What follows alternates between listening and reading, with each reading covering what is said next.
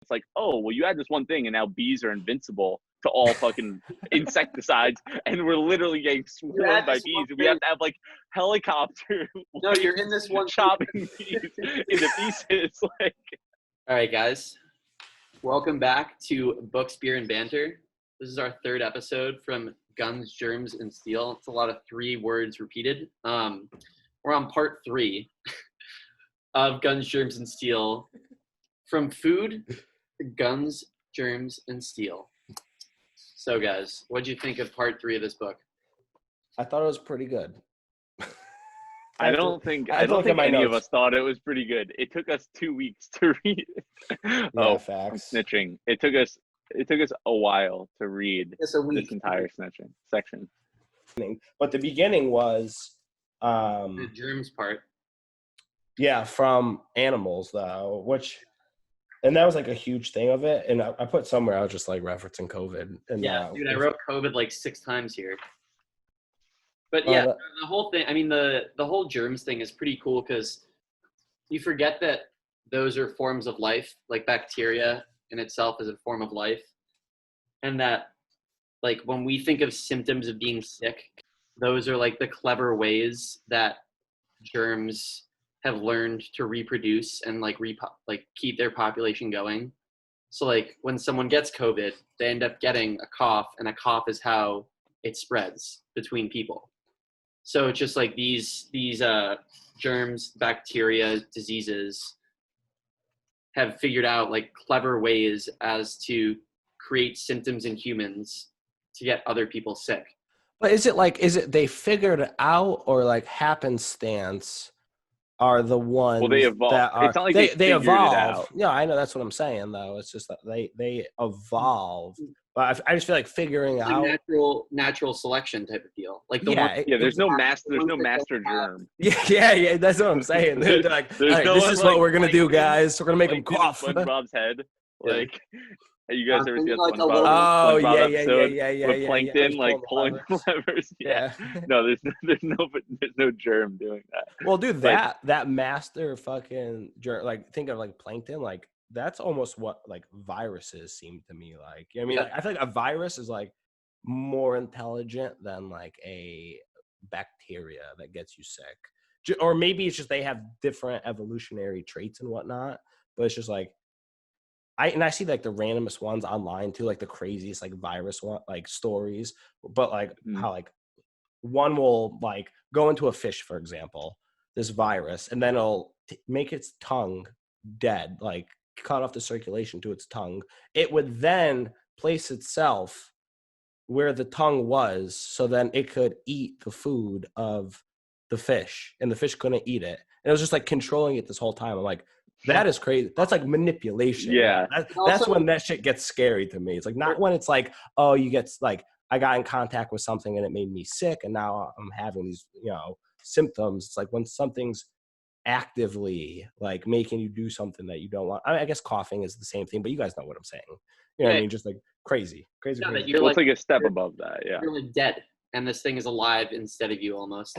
Yeah. It happens a lot in insects too. Like a fungus can take over like I don't know. Like a bee or something like that. Yeah, exactly. And they end up just like being almost like, I don't know, a shell of what they were. And they're just like the parasite that lives within them now.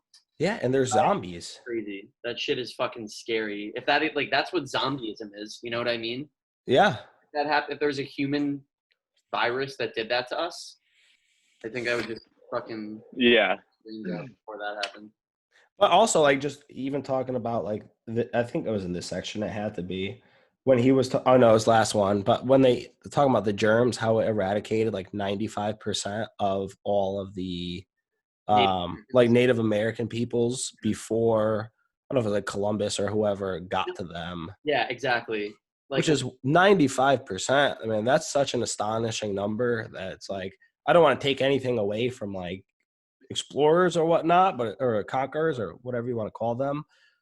It's like 95%, you're pretty a wounded animal at that point. It doesn't take an expert hunter to take it down. Yeah. Well, dude, it's kind of crazy reading this. I couldn't help, but I feel like I wasn't thinking about COVID, but in my mind was like anti-vaxxers was like, holy fuck.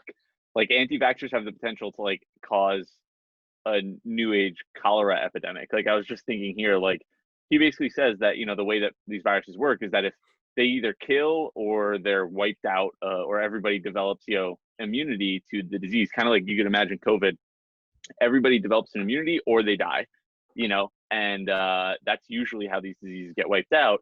And then the only way for it to come back is if, there's a new generation rises up and doesn't have any immunity, and then someone from the outside brings it back in, and then it can spread amongst the people again. So this idea of like, with anti-vaxxers, it's like, if there's enough people that don't have a vaccine, so they're not immune to, polio, et cetera, then it's very possible for a new outbreak to come in and infect people. Yeah. And then that shit mutates and fucking, then people who were immune to it are, no longer, because like we get polio immune, or is it just eradicated? We don't get those vaccines. Well, that ends up happening with vaccines right after enough time. If a vaccination is out long enough, it gets completely eradicated because there's no one to carry and spread polio. Yeah. But the original source, it can arise from the original source once again. So we still have to keep everybody. But what's the original source? Like, let's say if it was like cow shit, like whatever. You know how they're talking about like COVID might be bats. You know what I mean? So like some form of like transmutation from a bat into a person could happen again in the future, and then it's not like these things are gonna That I thought that whole so like bringing it back to the larger picture of Yali's question and stuff of why did Columbus bring germs over, and why didn't, when he met the Indians, did he get diseases from them and bring them back to Europe and kill 95% of Europe? And I just thought that was such a crazy. Well, it goes back to the animals. Well, but getting also lucky. And like just that these are crowd diseases too, that other than like the Aztecs and the Incas and stuff, a lot of them were still tribes and they weren't fully like states yet. It wasn't even possible for them to develop these types of crowd diseases, as he called them, because if something came through, it would either kill all of them, or it just like it wouldn't have come up in the first place because of like the animal husbandry and people coexisting with animals.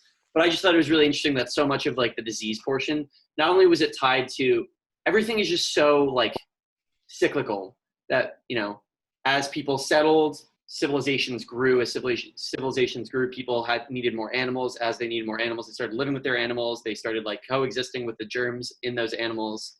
They built up a resistance to those diseases, but it's all like it all happens like. But certain people developed very different immunity. Like what he's saying in the book is that like because what we covered in the last episode was that Eurasia had like 40 something potential domesticatable animals, whereas the Americas had like 0, or Australia had like 0, and the Americas had like a few, and Americas ended up with like roosters and like a couple, or maybe llamas I think was one of them. But like because llamas just don't happen to be pack animals, there's a lot less likelihood for them to first develop the diseases amongst the animals that would then get transferred to humans.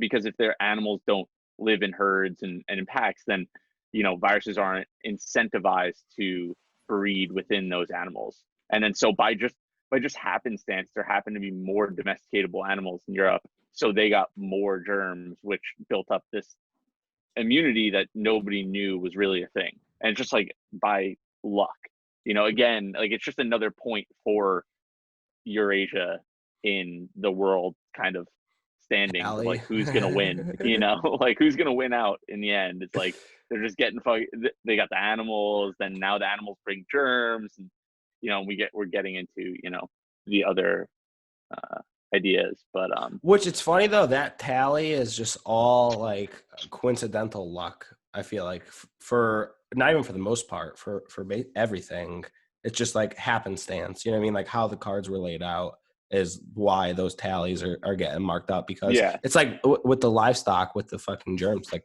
that's not a good thing. Like it wasn't great that these animals were getting germs, and but like the Eurasians were getting sick from them.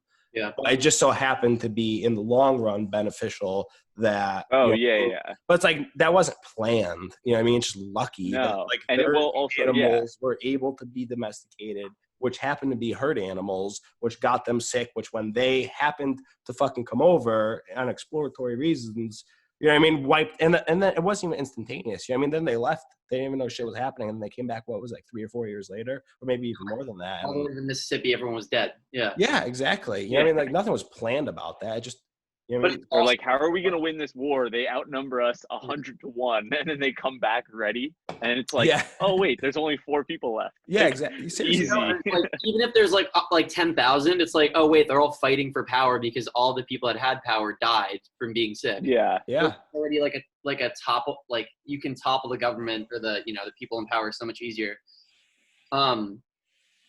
Dude, I think, like, apart from the death thing about the germs, I thought the whole thing about like syphilis was super interesting, that certain germs or certain diseases, whatever, viruses evolved to slow down instead of kill people so quick. He said something about the rabbits, that the virus changed so to kill fewer rabbits and to permit lethally infected ones still longer before dying. As a result, a less lethal myxovirus spreads baby viruses to more rabbits than the original did, therefore making it like a more successful virus. Mm-hmm. And like that's what syphilis was. That, like, 1,000 years ago, people's like their faces would fall off and they die, and now it's like people just get like genital warts. Holy shit, that's wild. And it's just like the disease evolved because it was too deadly, and it wouldn't spread properly if it was too deadly. So like, through. But like, wouldn't the end all be all for a germ then, or be a virus, whatever, or a virus, whatever, to infect but not like affect a person? You know what I mean? Like, just if we. No, because then you won't spread it. Why would we not spread it though? We're like super unsanitary and like gross anyways. No, but you need like a high viral factor for a disease to spread. Like, it's the difference between COVID spreading through airborne or it spreading based on simply only on touch. Like, there's a very big difference between if you cough up the germs and it could spread through the air, it's a very big difference in how viral that actually is than if you just touch something. The germ isn't smart either, so it's just playing around, and it's like, okay, well, if I like whatever version of the germ or whatever evolution of it actually continues to go on is the one that, it's like the random mutation. It's natural selection. That's literally all it is.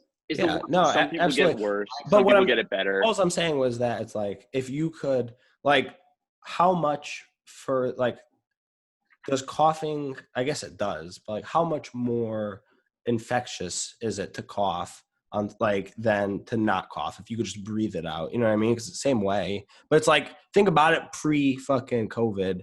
Like, people weren't like sanitizing their hands. People are up close and personal. People do everything. You know what I mean? Like, if a disease had no symptoms but could still get passed along, even by touch, like, the world would be infected 10 times over already. It would just happen. Yeah, I think that the disease also has to somewhat weaken you in a way, because it seems like diseases get fought off by the immune system. So like, I think that there's some level of like, they have to be strong enough to not just be instantly clobbered so that they could stay around long enough.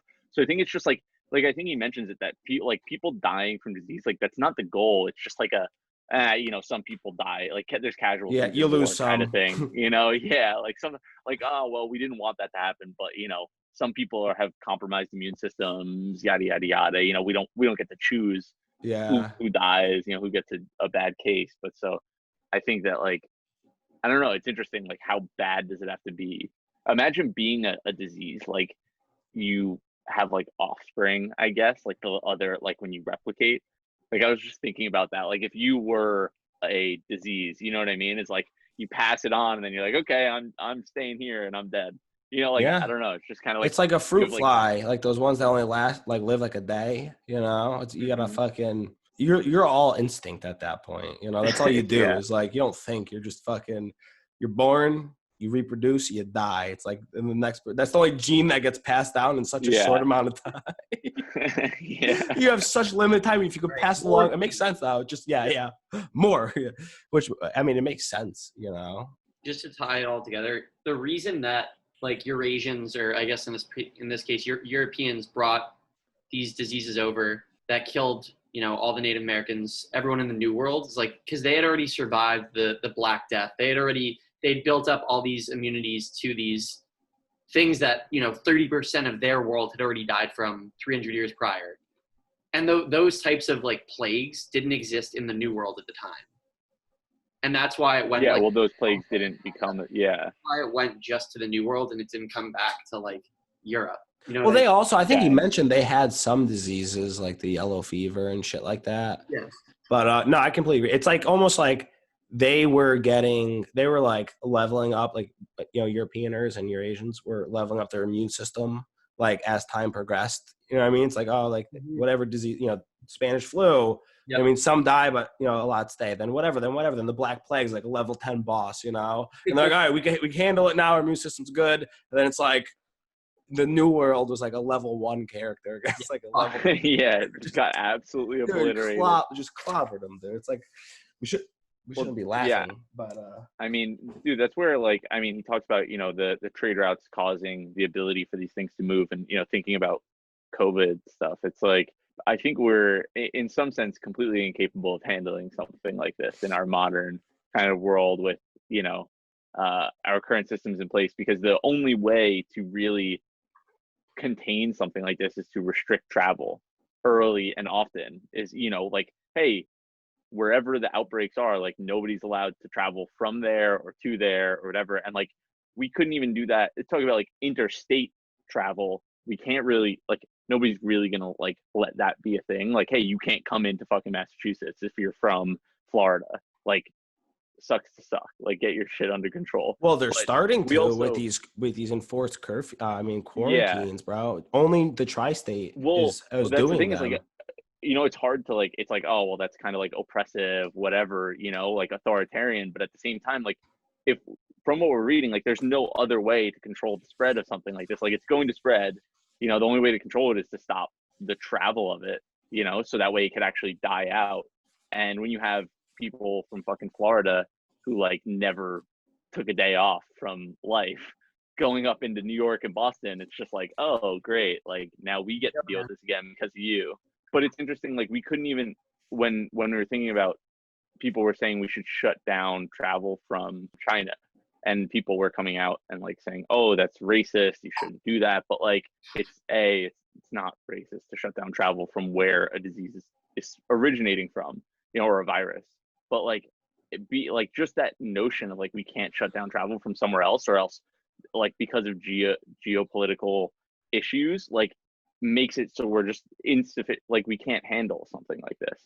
In my mind, it just seems like we're incapable of really getting something like this under control. I agree with everything you're saying. I feel like it's a people problem and not like a politics problem. You know what I mean? Like, I think there was and there is things that like the government can do to help with shit like this. Like, don't wear a face mask. You know what I mean? Get your facts straight before releasing them to the public, especially with like a nation as fucking reactive as ours. Yeah. Like, you should definitely do that. But it's like, curfews, I get it. You know what I mean? Like, restrict traveling, like, I get it. But at the core, if a person's not going to wear a fucking mask for the greater good, and not just because it's inconvenient to them because they can't breathe fucking 100% of the way, but only 90%, or they can't fucking, or it's like, I can't hear people, I can't talk, whatever. Like, I feel like that's like a fundamental problem with like a culture. The only way, like, as that gets worse and worse, like, the more authoritarian like a government needs to get. It's like, if you guys don't want to fucking listen, I'm gonna crack the whip. You know what I mean? Yeah. But it's like, I mean? Like, it's 100% stems from a culture thing, though. But that's what happened with China, and why the disease, or why COVID was like. Yeah, because they fucking killed every single person that had it. No, it stopped in a day. It's like, well, you had 4,000 murders today. I don't know what the hell happened. Like, you guys, it's an authoritarian government, and it's just like, you guys are staying inside, and everyone's like, oh, okay, I guess we're not. Or else, you know what I mean? They're like, okay, we get it, dude. Someone's like, you should wear a mask, or like a state will say like, oh, we're gonna enforce mask wearing, and people are like, you fucking make me. Like, yeah. So it's just like, it's the stupid shit, dude. It's all the time. No, go. No, you're right. No, you said it really well. It is. It's people centric, and it's like a culture Yeah, and dude, Yeah. it's such our country though. You know what I mean? Like the same thing with like guns. You know what I mean? Like obviously I'm pro gun, but like more people I feel like have guns because they're threatened to get taken away all the time than Yeah. people who actually want them. Like same, or maybe they're just an asshole. Maybe the people who don't want to wear masks are just assholes, but who are like don't like to be told what to do. But it's like, Yeah, until you know, how else are you supposed to like get that to Yeah. happen? You know, if you're not going to do it on your own whim, then some higher power suggests it, and you throw a hissy fit. It's like the stupidest shit. Yeah, well, that's the thing is like, look, hey, other states and other governors need to, you know, impose their will on other people and say, hey, look, sorry, Florida, you guys believed COVID was a lie, and now that you're having an outbreak, like you're not allowed to come here. Like, Yeah. so that's your like, call your governor, like tell fucking Ron McDickface that you're pissed because now you can't go to Boston. Like, you know, like how else? No, is it gonna- 100%. how else is it gonna you know, like. But then it's again, it's not- like, Big face. well, anybody who's like cares enough probably wouldn't be traveling. But it's like it would suck to be a person abiding by the rules and being limited to go to a state. Yeah. You know, it's like for you know what I mean, like suffering for Yeah, like, well the then, assholes. hey, go to tell your neighbor, hey, put on a mask. You know, like, or like, you know what I mean? Like, you need to like, there needs to be some pressure applied, you know, or it's like, all right, well then the governor shouldn't do anything and everybody should just be free to do whatever they want. And most people here are assholes and don't really care. So, you know, or most people are young enough where they're like, it's not going to affect me, and don't really think about it. Well, how about this? Going back to you were talking about the rabbits. I thought it was fucking wild, and I don't get too hung up on like this germ section. There's a lot of interesting stuff, but they introduced a virus to kill the invasive rabbit species. Like, is that not a formula for disaster? I feel like I've seen a lot of movies that is the that is like, how does the zombie apocalypse start? Like, oh, dude, there's a rabbit problem in Australia, so we thought it would be a great idea to bioengineer a virus that fucking like it doesn't kill it, but it just slows it down and like it makes it reproduce less, and then that's one mutation away from fucking zombified people, you know? From killer rabbits. Yeah, or killer fucking rabbits, dude. Someone eats the rabbit and then becomes a zombie. Yeah, dude. You know, and that person starts biting people. It's how it happens. But I was just like, that must have been like, okay, we've as a world, like, well, dude, no, we still have people doing shit like that in biology who think that like humans are like some simple system. Like, you know, that they're trying to genetically modify bees to like make them. They're trying to make like fake bees that will be able to live longer, etc. I don't know, to survive some issues, but it's like you change one gene, or you know, you introduce something like, hey, we're gonna add this one thing and then like see how it fucking goes, you know what I mean? Like, we believe that if we add this one thing, like everything will be great, and it's like, oh well, you add this one thing and now bees are invincible to all fucking insecticides, and we're literally getting swarmed by bees, and we have to have like helicopter no, you're in this one chopping bees into pieces. Like, dude, next thing you know, you're in Stranger Things, and you have this fucking thing that kills them. Yeah. No, it's like, hey, look, it's just one random mutation, you know, maybe a couple random mutations away, but like, that's like, it's not like this is such a simple thing. Like, oh yeah, if I like, you know, if I take this piece of paper over here and put it over here, it won't be over there anymore. Yeah. It's like, well, that thing can now just turn into, you know, something else. Like, it's not the same thing.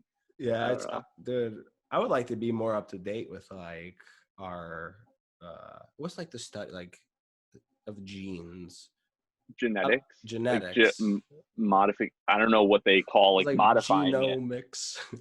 Yeah, dude, like what is it, like the CRISP and shit, like CRISPR or whatever it is. Yeah, like all those things. Like I don't know, like I don't know jack shit about it enough, but I read about it once a year. I'm like, oh, yeah. And then I forget about it. Superhumans. Yeah, dude, I'm arrogant enough to be like, sign me up, doc. I would like to be on the forefront of that. Maybe you grow an extra arm, maybe you don't. You never know. Yeah, maybe you turn into the Limitless guy. But yeah, dude, I think that movie probably had such a big impact on like the amount of like Adderall consumption.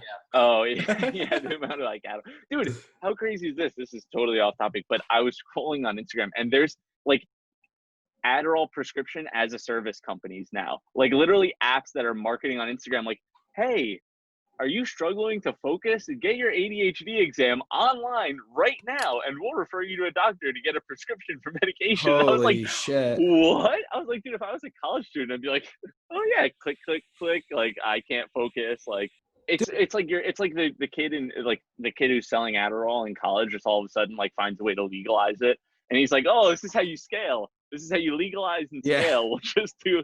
Well, it's like Adderall pot prescriptions started as a like service. that. You know what I mean? Like when Entrepreneurship class. yeah.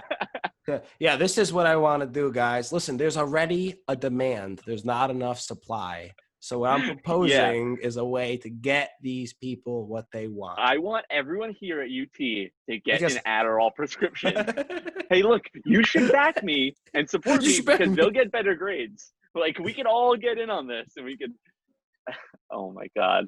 Yeah, I they care found about that their so SAT absurd. scores and oh no, that's before college. I lied. Yeah.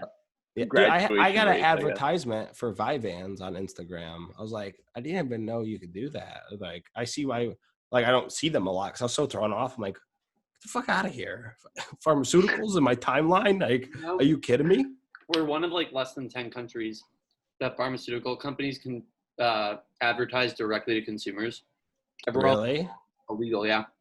Yeah, well, they probably should be. Maybe we wouldn't have such a drug dependency fucking problem. You know, like you're not going to allow cigarettes to be advertised, but you're going to allow fucking Percocet. Well, you don't get those really advertised too much. But every other commercial is like.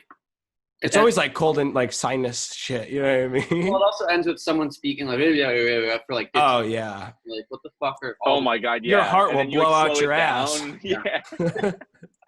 Yeah, there's a slim chance, but your skin might melt off and you turn into a zombie and you start craving rabbit. You know, it's like and you start the zombie apocalypse. Who knows? It's like, well, I really want to get rid of my headache though, so I guess I'll take this Advil. I guess I'm not going to risk it that much. But yeah, so funny germs. Are we done with germs, dude? Oh yeah. Well, so there was one thing that I just wanted to bring up, not about germs, but it's the next section. Is that basically within like a very short order, he says that writing had like no impact on like gun germs. Like he basically says like writing, like it was important and some people did it, but like societies evolved without it and they had civilizations and everything was fine. And like, you know, they weren't as advanced, but like writing wasn't, it was one of those things that you would expect, like, oh, literacy should be so important. Like if I had to guess why we had more things than other people, it's like, oh, well, we were more literate. And he's like, not really. Like it's basically like it was just kind of a thing that most people developed and it got brought to other people and like it didn't have that much of an impact, which I thought was interesting. I thought it would be like a major, you know, thing. Did he say that it didn't have that much of an impact, or is that how you're interpreting it? I feel like that's not how I interpreted it at all. It was no. I'm trying to look for it now, but I don't. I feel like his whole thing was that it was invented in a few places, but then like developed all over the world after it came into place in a few spots. So it was saying more like that the actual invention of writing is attributable to so few people, but the impacts that it had were massive. Well, yeah, but I'm talking about the difference between Eurasia and Australia and the Americas, and like why we had like in the Americas they had a form of writing in South America, and so did Eurasia. Like everybody kind of had some system of, you know, keeping records at least, you know, and like there was like I think what no I know, but what I'm saying is that it wasn't one of the factors as to why Eurasia or Europe ended up coming over and taking over South America versus South America coming over and taking over Europe. No, like the invention of a writing. He said because the type of writing that existed in the Aztecs, it was only like that. I forget there were the 3 types of writing. Oh, like the logography or whatever it is. Versus when you looked at what was existing in Europe in like the 1400s, right? Not only could people, you know, learn based off of other ships like paths, but they understood what the cultures were like across the ocean, and they understood that there was things across the ocean, and that there was a lot more persuasion that was used in like the full forms of writing.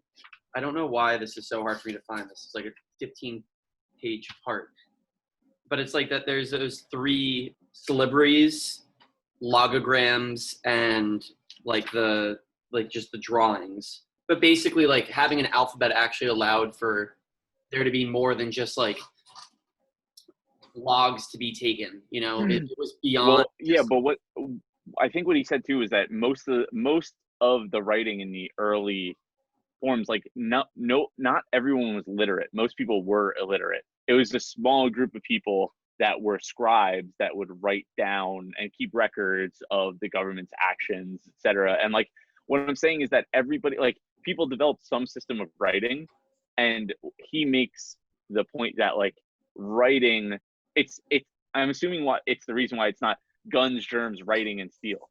You know what I mean? Like there's just writing is not on the same level as the guns, germs, and steel, where like because everybody had some form of keeping records, and it's not like it gave them and like you had it across, you know, from all of Asia into Europe, parts of Africa, and in the Americas.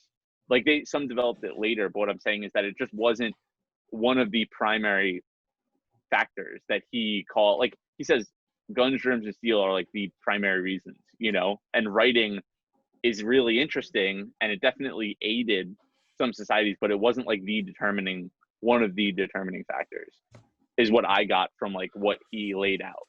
I don't know. I still think it was important. And also it's just like he didn't with the Spanish and the Aztecs or the Incas, like there was a lot of lapse of information because of the Spaniards writing and the Mesoamericans, you know, not having that type of stuff.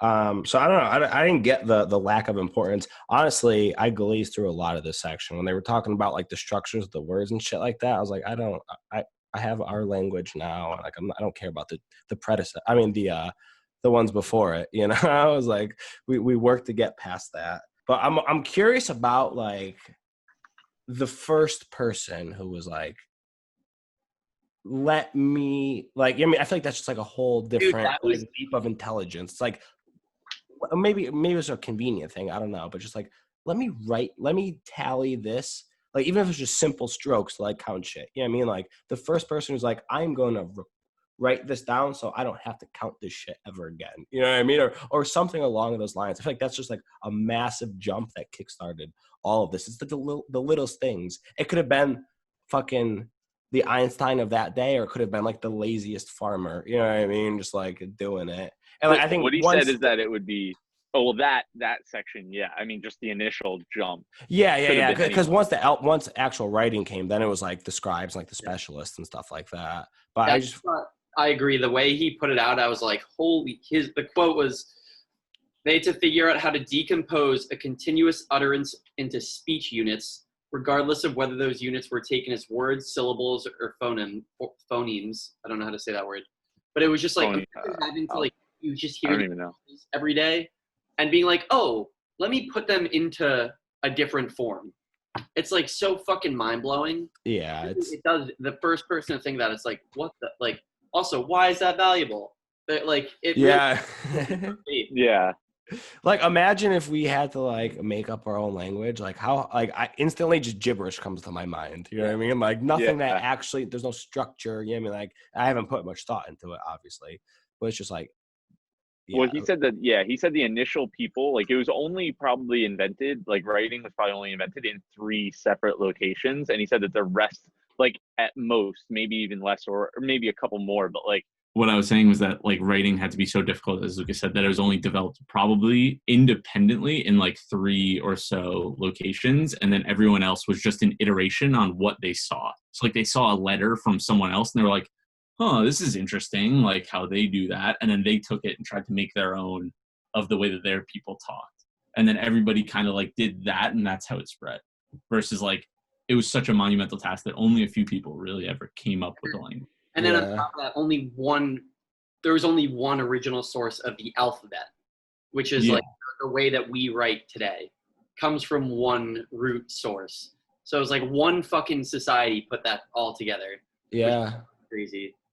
You know, it's wild how there's such a like psychological barrier between what's perceived impossible and what's not, that it's like it's so high that it keeps you down, like thinking shit's impossible, but it's so fragile Like once it's broken, it's like everybody does it. You know what I mean? It's like everybody like has some like innate talent in them. Like I don't know why like skateboarding always comes to like mind for me when I think of like this and like this example. But it's like when somebody does like some trick that's never been done before, it's like holy shit! Like from the existence of skateboarding until now, this has never happened. And then from now till like a year later, the amount of times people have done it is fucking like astronomical, you know? Yeah.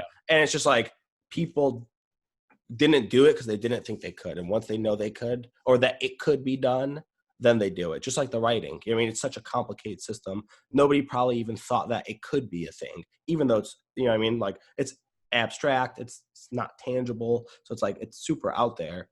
But even if somebody saw a piece of paper, you know what I mean? And it wasn't in their language, but they got the idea of like, I see what these people are doing, that it makes it a little bit, I don't want to say easier, but you know what I mean, more realistic to do something like that. And it happens all the time. And like skateboarding is just one fucking What was that like? idea What was it like the 4-minute mile? It was like that, you know, in track, like the 4-minute mile had never been broken, and then as soon as someone did it, like a couple weeks later, like 5 people had done it. Yeah. Well, Like as soon as they knew it was possible. And Joe, you're speaking exactly to the point that he makes in the next chapter, that there's like the classic saying of necessity is the mother of invention, but he brings up the argument that it's the opposite, that invention is what causes necessity. And it's exactly that, like in the sense of someone learned this new trick and then all of a sudden there's this like necessity and need for other people to learn that trick.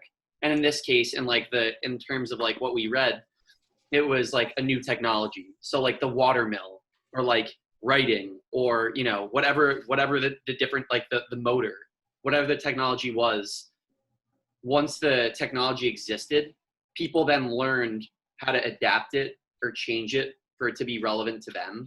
And like, that's where like the necessity came from. Like once it existed, people were like, oh shit, this is possible. Now what can we do with it? And like, he brings up that whole argument of like, it doesn't really matter where like some famous, like a Thomas Edison or wherever this person was born, because like he wasn't the person that had invented this thing. It was like the lineage of the other 80 people before him that had advanced it little bit by little bit by little bit. Yeah. And put it, you know, X to Y, and was like, oh wait, this is how we can like attribute it here, you know. And it's not like the Wright brothers were the ones that invented flight, or you know. So it was all like, it's not like just one thought leader that we can attribute to like the success of certain civilizations. It was just the fact that those civilizations had enough time to like slowly advance their technology, and then one person gets all the credit for it. But it's exactly as you said. I like the skateboarding analogy. Yeah, I never skateboarded a day in my life, but I completely agree with that. I thought the whole thing was really funny about him bringing up chemists in the 1800s when they were distilling petroleum. They discarded like the most volatile fraction, which was gasoline, because like it wasn't necessary for oil lamps, because like it would just cause them to like explode or the fire was too strong. And like at the time, you know, 250 years ago, they were like, fuck this part of petroleum. But then here we are, you know, 200 years later, where that like today, gasoline, the discarded part of petroleum, is what the entire world is run on. And it just goes back to the point of like, how long have inventions existed and not been optimized or used optimally until like the right person was like, oh wait, this is how we should use it. Yeah, that's so true. Yeah. I wonder like what's sitting up there now? Yeah. Where's the buried treasure? Where's the opportunity? It's well, like, it's like they think that wheels were put on toys before they were actually used to like carry shit. Yeah, you're right. Absolutely. That was in Mesoamerica, right? But they were saying, They're which like, is wild. It's just a fun toy. Like, who would have thought we could actually roll shit around? Like, how about the QWERTY keyboard? Did you guys read that section? oh yeah.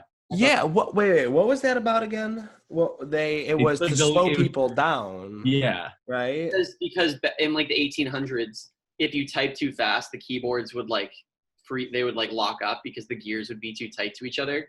So they made QWERTY, the keyboard that we use, is like the least efficient keyboard possible, because it puts letters that you use frequently as far away from each other to avoid the keyboards from like breaking. Yeah. But because it was used by the time that people had like studied a more efficient keyboard, like tens of millions of people were using the QWERTY keyboard, and there was going to be no reversing like that societal understanding of how to type, even though people like had discovered that you can type 2 to 3 times faster with a more efficient keyboard. I wonder what that layout is, you know. I bet you there's some fucking like computer like engineers that use it because they're like. Would it just be all the vowels and like common consonants next to each other? So you use one hand? There's a layout called Dvorak. Yeah, Dvorak keyboard layout. It's keyboard layout for English, patented in 1936 by Dvorak and his brother-in-law.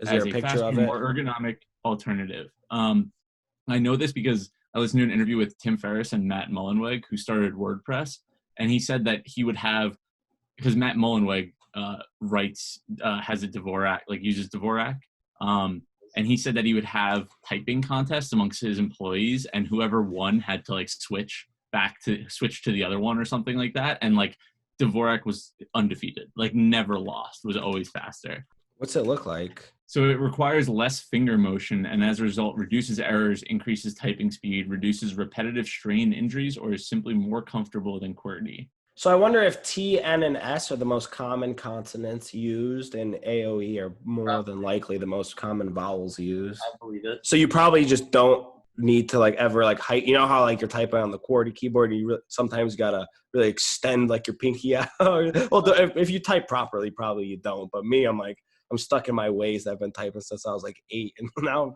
I just make shit work, you know? I'm definitely not efficient at all with it. That's just a weird looking keyboard. Well, yeah, that's why it never has been adopted, because everybody's so used to this that like, it's kind of weird how long things can stay just because it'd be such an effort to get everybody to switch.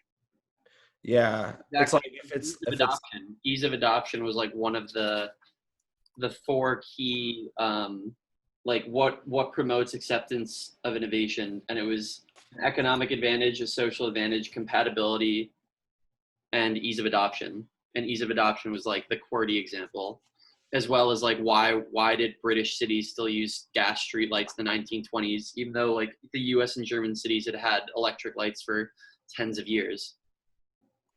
Dude, not to go back to this, but I just saw this stat. So with QWERTY layouts, only 32% of keystrokes are done on the home keys, like the middle row of your keyboard where you're supposed to have your fingers. Crazy. But on Dvorak, 70% of letter keyboard strokes are on that home row. So over 2 So you really don't gotta change off of that middle row too like, much. You go to like apple.com and buy a Dvorak keyboard. I don't think you can get them from Apple. You can buy Dvorak keyboards. No, of course. Or you could just pop your keys out and reconfigure them. Yeah, but that's like, you know, similar to that.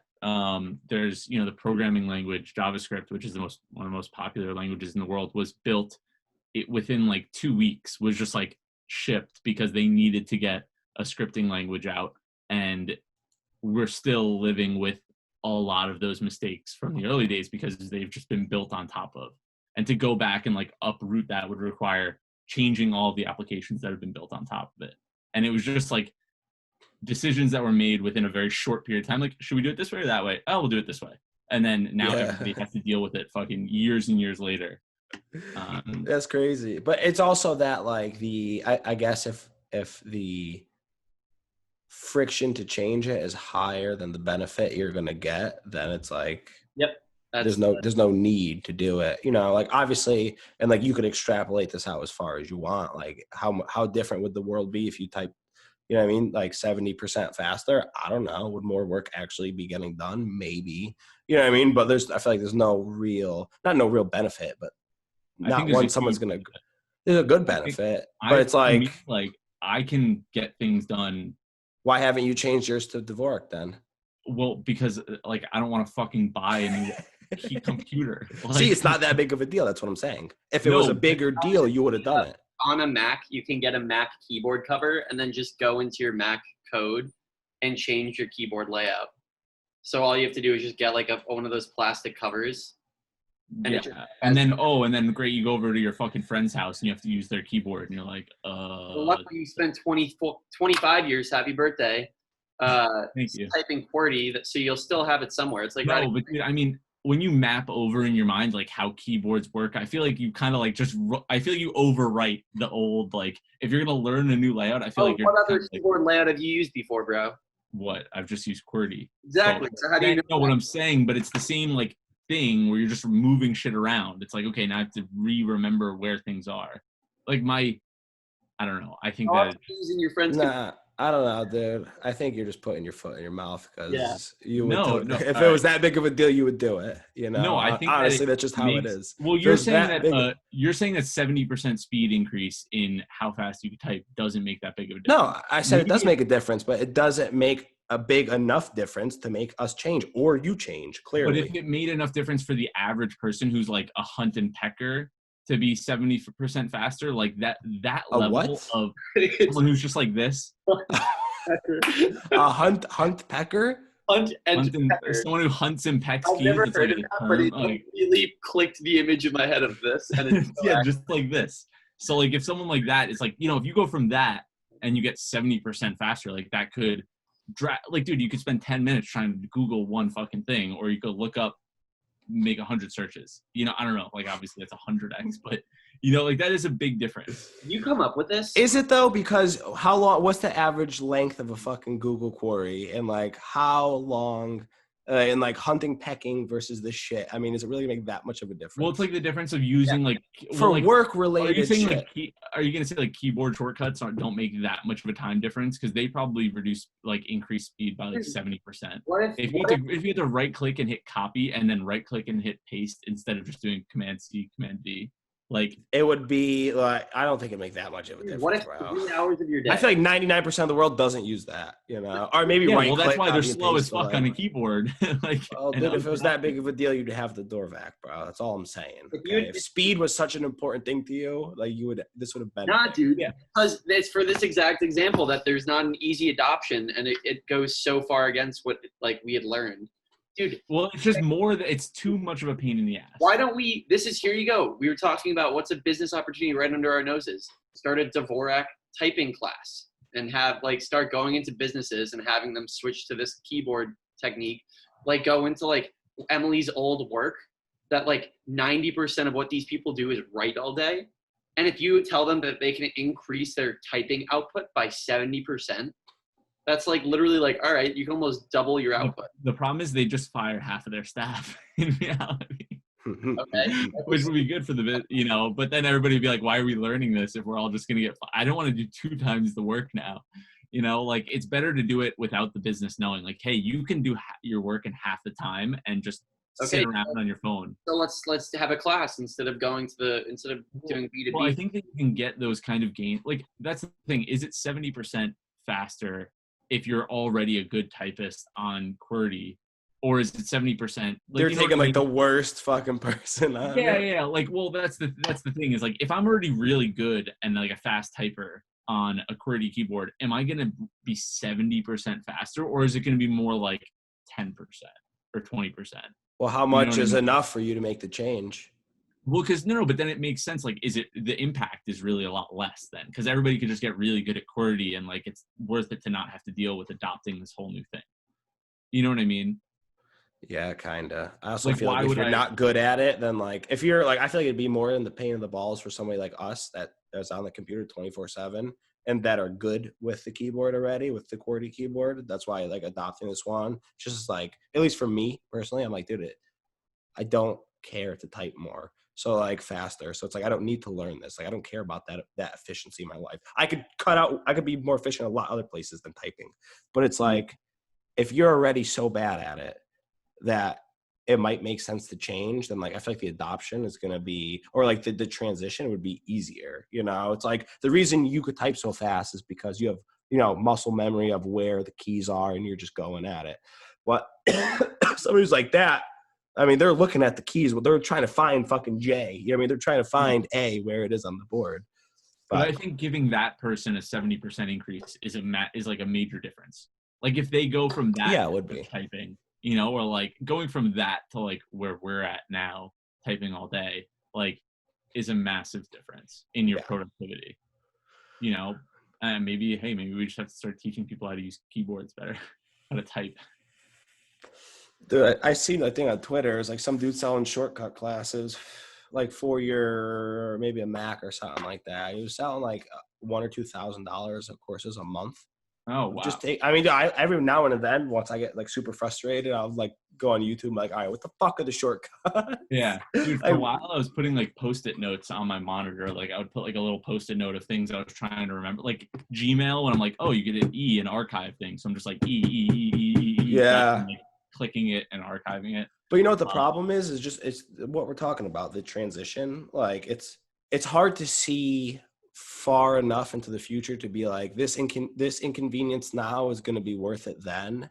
Like for me, for example, like I don't know why, like I'm not like very dexterous with my left hand, like these two, like my pinky and my ring finger. So like hitting like Control Shift Tab is like a pain in the fucking balls. You know what I mean? I'm like I should be using like my other hand for at least Shift or Control Shift to switch between tabs because I have a million of them open. So I'm always like, let me just fucking it takes me longer to do that because I fucking miss the buttons than to like grab the mouse and to just click on dude, the tab, I never use those.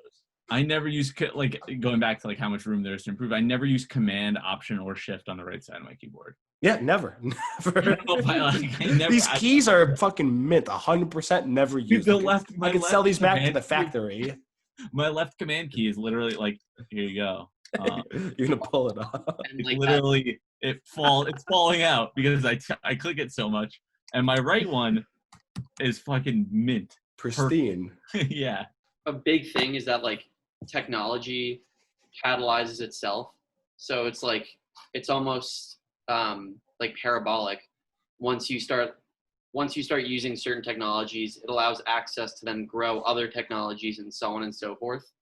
And that when a society or a group of people, whoever, had access to those technologies earlier, like no wonder the old world was the one, and like Eurasia was the area of the world that was like the booming part that then, you know, was they were the empirical rulers of the planet because of the fact that they had that, you know, 1,000-year edge or whatever it was. Because even now, you just look at how our computers, like you have, you know, computers teaching themselves at this point.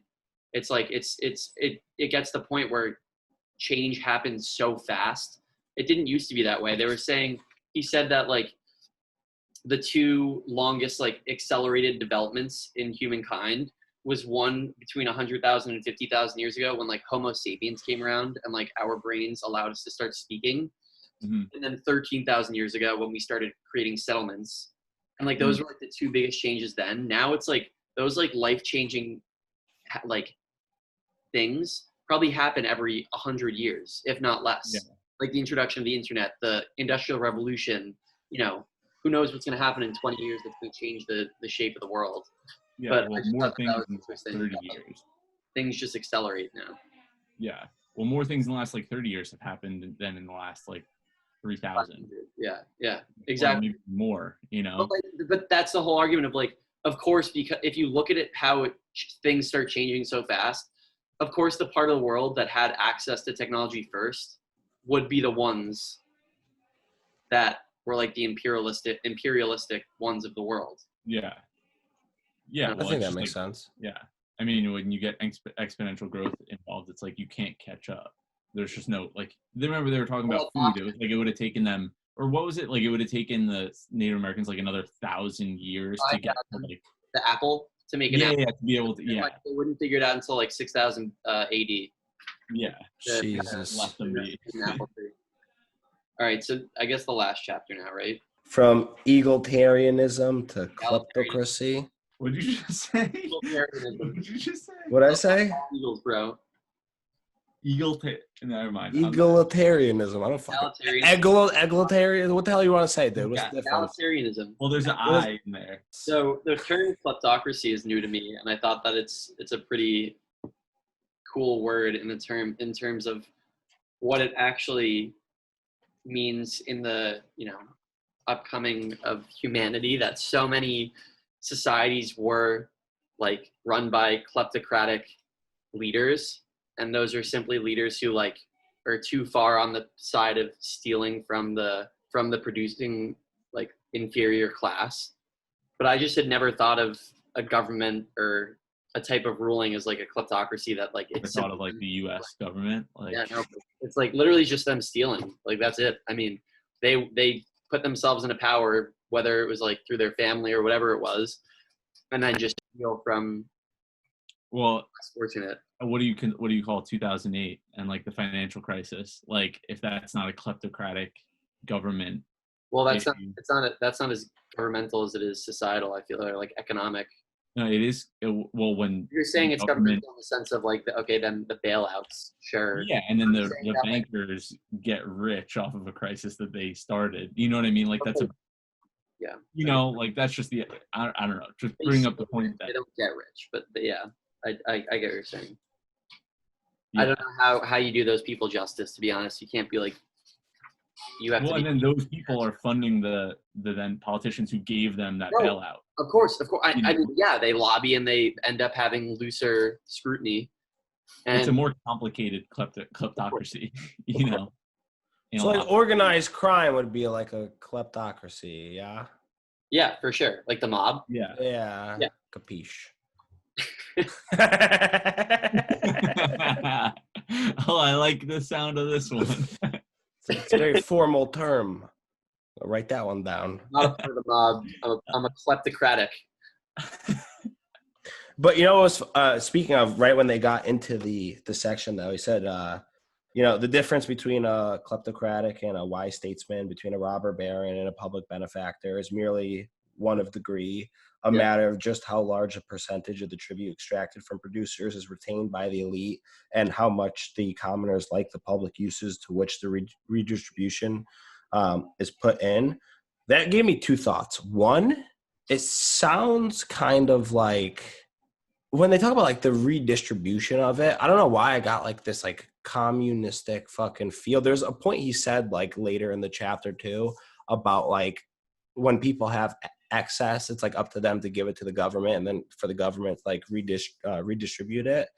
And I don't know why I just got like the feeling that, which like I don't understand too much about communism, so like I could definitely be wrong, but like it gave me that like I flair think you're of right. Well, it's also just like any sort of tax, right? Any sort of taxes are part. I think that- yeah. It's less now because we're not in like a chiefdom and we're actually in like a, you know, in a state. So there's less of a X amount goes to the like is retained by the elite, which happens now, I guess, economically and not politically. But the like whatever, like the commoners like the public uses to which the redistribute tribute is put, whatever. It's just saying like, you know, do you like your fucking highways paved properly? Like, would you rather not have potholes? yeah, or having a military the size of fucking Canada. Yeah, exactly. Well, I don't know. I think that there is like there's like an obsession with redistribution amongst people who favor communism, whereas in a different way, there's ways of not necessarily redistributing, but not allowing large allocations of wealth to go to wealthy and powerful people through forms of regulation. That's kind of different than redistribution. Like the idea, hey, if we want to talk about like that argument that we got into about wealth disparity and how wages stayed flat and, you know, people got a lot richer, you know, like we could talk about that idea is like the idea of, you know, now we feel like we need to redistribute wealth. But at time policy was made where less wealth was going to the actual people and more was just going to the elite. So people weren't getting as rich off of the money that was being earned, but the elite were getting very, very rich. So what if that was like a ploy set out from the beginning on like the back of the Constitution or something like that? It's like, listen, we're gonna set it up this way so we have this like instill this like ambition that you could be as, you know what I mean, as rich and powerful as you fucking want. And then in like 200 years, once we like kind of like peak and like we're in it, they're gonna be like, we actually, it's fucked up and we have to redistribute the money. Like this is super wrong. But it was like a means to an end, you know what I mean? Well, I think what happened was actually like things were going well for a while. Like, dude, our like parents' generation, the boomers, etc. Obviously there was many marginalized groups, but for the people who weren't being, you know, specifically excluded from opportunities to generate wealth, were getting jobs, going to school, going to college on like a minimum wage part-time job, you know, and graduating with no debt, and then having a family and getting a job, etc. And did they have no debt? That was like a thing. Like college wasn't as expensive, or you could just college was like are you sure there was no 100 times debt? less expensive. You're also making less money though. Yeah, but it adjusted for inflation. Both ways though. Both I ways. mean, like, but I'm saying like as a measure of how much it costs to go to college based on the average, like on a baseline average income, or on a $15 an hour wage, let's say. Like, you can look at the numbers and they're very different. I wonder what those are. Have been one of the highest growth categories for the past like 50 years. So saying like tuition costs 50% of your paycheck nowadays, where it would cost like 20% back then. You could afford to work a regular job and pay your way through school, and now you can't, because it takes up you can't afford to make enough payments to pay for it. Like, you're not making enough money, even if you put every dime you had. Yeah. And that's where, through things like that, the wealthy, essentially, and not like, there's so many different ways to look at it, but through methods like that, the wealthy get much wealthier, while most people end up having to go deeper into debt and lifelong debt, in order to have a chance at the same opportunities. In like 1984, the average cost of tuition and the average cost of tuition, if aligned with the inflation rate, is when they split. And since then, it's been like over 120% difference between if tuition grew at the same rate as inflation versus at the actual cost of tuition, or the average increase. So it's like 2x. So a dollar back then would get you 50 cents now, kind of deal. You know what I mean? So yes, it was cheaper to go to worth college. of college tuition. Yeah. Well, and even just like that idea, like, there's a lot of other things, like with shrinking economic opportunity and things like that for working people, where everybody has to go to college. Like, manufacturing was a very big industry in the U.S. for a long time that gave people living, you could say at least living wages. Often without having to go to college. Now it's like going to college is no longer a differentiator. No, exactly. And you have to still go. Some people who are in disadvantaged communities still have to go. Maybe they can go to, like, maybe people go to state school, but if they get, accepted into a university and they're, go $150,000 in debt to get the same opportunity that someone else, that someone could have gotten, or maybe even worse, most people are underemployed. Like, most people who graduate college have a job that doesn't require a college degree. So, like, you're paying that tax. Whereas back in the day, you could have just gotten a job, without getting a college degree. And that was still like relatively, opportune thing to do. So, like, just that idea of like less people have opportunity and then more money is going to the wealthy. And then you have this like massive split where, then you talk about how do you deal with it? Well, now it's like everybody's like, let's redistribute the wealth, through taxes and, social order. But like, you can do things up front to avoid that, where I think like maybe he was harping on redistribution, or maybe he's thinking about it like you could do things early and late, but like the later things look more like communism or like socialism. Yeah, that's where I was getting the vibe from. Also, just thinking about it though, like, I guess like the term redistribution, when I hear that, I think of like taking like Robin Hood, you know what I mean? Like taking from the rich, given to the poor, like that type of shit, like redistributing on like an even level. But like, unless like if, I mean, we start taxing, tens of millionaires and billionaires at like a, very high degree, that money is not getting redistributed to the people. It's just getting used by the government. I mean, like, I haven't heard of anything that's saying take like, like tax them higher, but give people in lower incomes the money. Like, no, that's not a thing. through social programs that are supposed to benefit. Oh, so like food stamps and stuff like that, like, and what, like Section 8 housing and stuff, like like government subsidized like living and eating and all that. Not even. That's the idea. Welfare. It's also a lowered, like, the way it would happen too is like you'd see lower tax brackets at lower incomes as well. Okay. Tax brackets at higher incomes, so you're keeping more of your money when you're on a lower income. But then the governmentally funded institutions would have more funding in general. So yeah, and like I think a lot of it would go towards education, and then therefore like giving the ability for people to move out of or like grow out of their poor economic positions.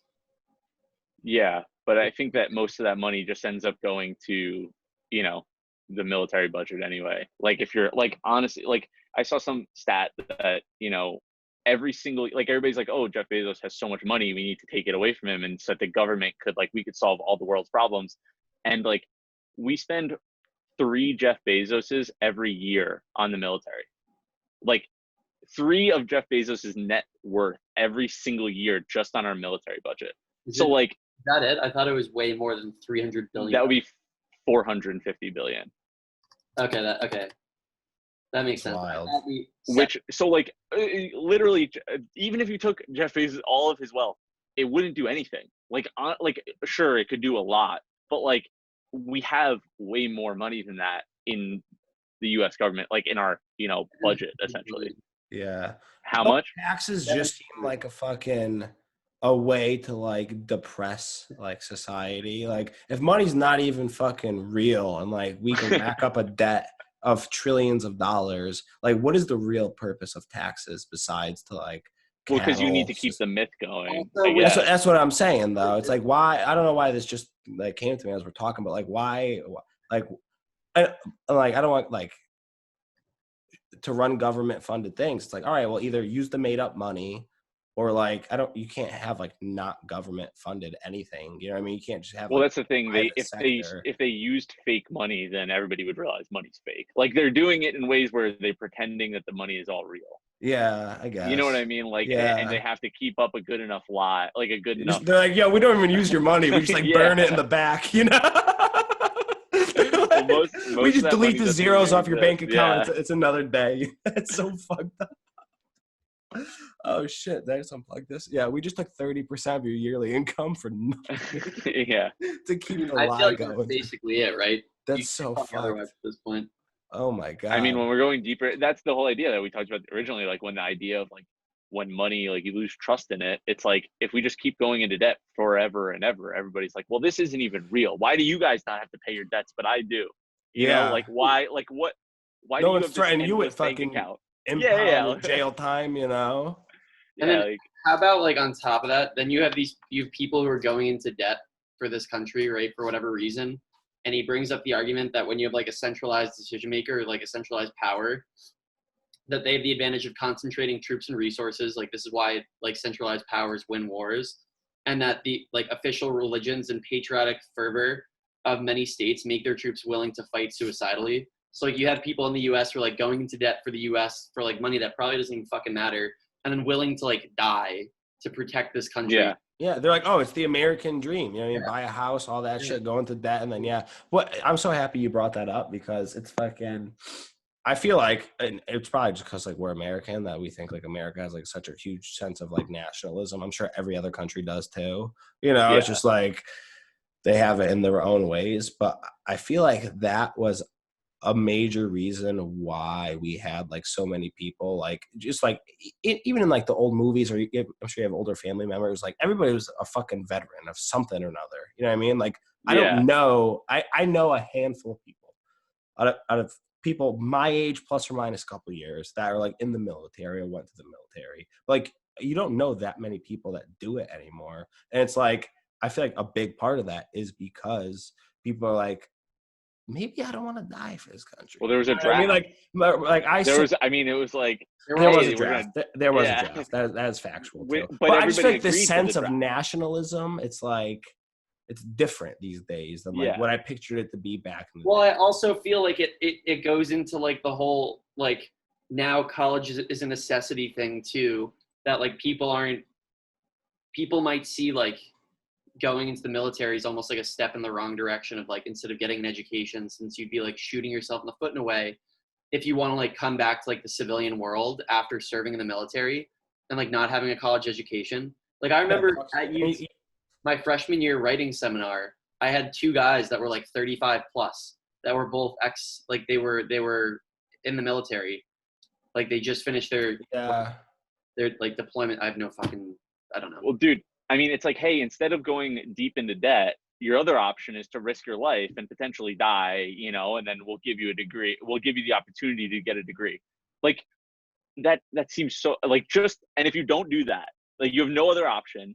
you don't have any money. You can go in $150,000 in debt if you want to get a good job, or you can go into the military and risk your life and potentially die fighting for your country. Like, those are like, how, well, that's such a shitty, like, what type of a shitty deal are people getting? But also, Yeah, like, right. we're going to pay you, right? Like, the government is going to pay you, but we're going to take part of the money that we pay you back.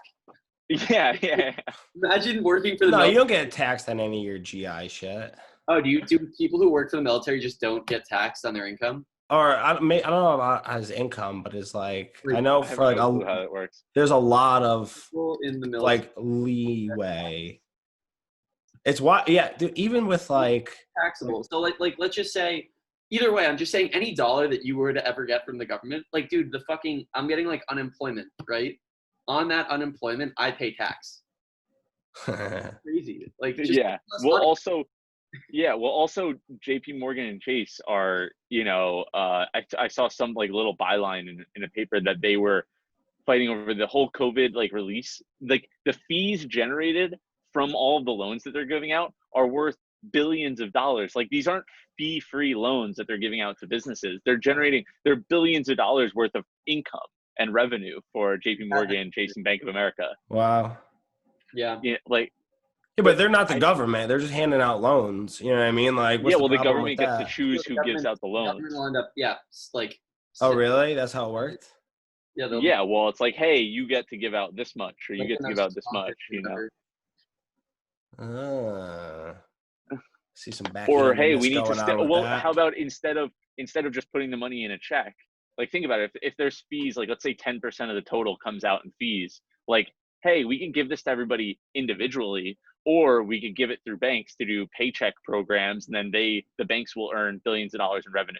Like, there's so many and then hidden incentives. pay hundreds of millions of dollars in taxes on it. Yeah. There's so many hidden incentives that are like, don't even think about. Well, they were talking about that in the book very shortly. He was talking about the Cuban Missile Crisis and Dude, JFK. like 10 people are in the room. Yeah, and that really like that shit. I probably fit. You figure it's like you got like the closest and the smartest people like making decisions. But like he was like, no. Besides those 10 people, nobody really in the fucking world knew what was going. Like we were on the brink of fucking like mass destruction, and like nobody. And then like that got me thinking. I'm like, what the fuck? Like, what's our situation on right now? You know what I mean? Like, Yeah. I'm sure back then people are like, something, like, fuck Cuba, like, we're not cool with them, whatever. Just as people are like, fuck Russia or like, fuck China today. So I'm like, what's really happening that we don't know about? Like, we could be on the fucking brink of, you know what I mean? Same exact. Well, Trump would just tweet about it. I mean, Yeah, like, that's Kim Jong-un. On the button, like, ready. Like, yeah, right? Like, Dude. 1 billion people are dying today. Just crazy. A lot of the shit I'm just like, holy, like it makes you think about like even though we're reading about history, like thinking about it in like the present. No. Well, that's why you read history, right? To understand like parallels and things that exist in like real time. That's like the value in learning it, is to like not make the same mistakes and understand like the way that people think historically. I don't know. Yeah. And speaking of some historical mistakes, there was one point he talked about, and he didn't talk about it like a lot, but he was saying, and I just found this interesting because I think we talked about it in the beginning of one of these books, but like slavery and, how it was like one of like the reasons why like the U.S. became like what it was. And he says like here, it's like, many, perhaps most early states adopted slavery on a much larger scale than chiefdoms. That was not because chieftains were more kindly disposed towards defeated enemies, but because the greater economic civilizations of states with, more mass production and more public works, basically needed, the slaves to do that. So it was almost like, I feel like, at least in my mind, when I was thinking about it as like one of the pillars of like, the United States economy, it was like, because we had the slaves, then we were able to do what we did. But the way he was saying it, it's like because we were, growing and had the capacity. We were centralized, large. We could use them to benefit us more, like the slaves. And I was just like, it was just like interesting to me because I had it like reversed like the whole time in my mind. And this could obviously be more generalized about like just like the world and not specifically the US. I mean, I think that's exactly it though, is like every like state, once it got to the point of like, because in this chapter he broke down like what like bands, tribes, chiefdoms, and states. Yeah. Once you got to state, which is like 50,000 people plus, it was so incredibly common. Like it just says like, was slavery used under like the under states, and it just yes. Like most states throughout history had used slaves because of the fact that you have all this power and you have this ability or this need for labor that it ends up existing. Yeah, and no other civilization or no other like band or whatever would need us. You know what I mean? Like, what's a hunter gatherer going to take like one person and be like? They're surviving for themselves. That's yeah. it. They didn't need the production of for one person to 100. Yeah, they need. Yeah, you're right. They need like 10,000 to their million or whatever the fucking numbers came to. Yeah, I don't know. This whole section was interesting. I feel like this book is definitely like I don't know, reading this more than reading Sapiens, I just feel like it reminds me of like high school homework.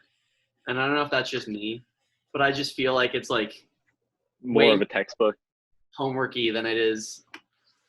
I definitely enjoy reading it. I think it's just how much more fact. Yeah, I think. Yeah, exactly. I'm not saying like I didn't learn from Sapiens, but yeah, this is just so much more jam packed with facts, and I feel like that's why it sometimes could be arduous to read because he says the same facts 10 different ways. It's like I got it. Also, dude, he like I don't know if you guys. I started doing this at least in this chapter, like the last chapter. Like there'll be an entire paragraph of him just asking the same question in different ways. Like he just asks like 8 questions in a row of being like, yeah, look, like this is how it's going to happen here. Then does that mean that's how it's going to happen there? And then like the next 2 like paragraphs, he ends up answering like whatever the first question was. Yeah, just cut the bullshit. Yeah. I don't know. Dude, he proposes questions and then answers them when he could just answer the questions. Yeah. He could just say what the things are.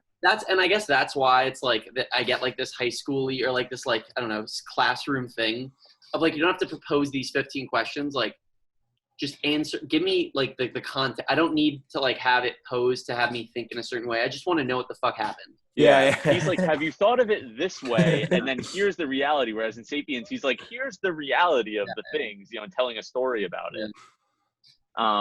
Anyway. Yeah, well, that's why we are not going to do 3 books in a row on world history. And we are going to have a surprise change up. I guess we should let everybody know when we publish Mid-game the next audible episode. By next week, when you see this episode, or when you see next week's episode, we will let you know what book you're purchasing. But as of right now, we have no idea. So we'll get back to you on that. Follow us on Twitter, Books, Beer, Banter. It'll be in the video here. Yeah. Our socials will be here. It'll come up nice and cool. But yeah, guys, we'll see you next week. Until next time. Adios.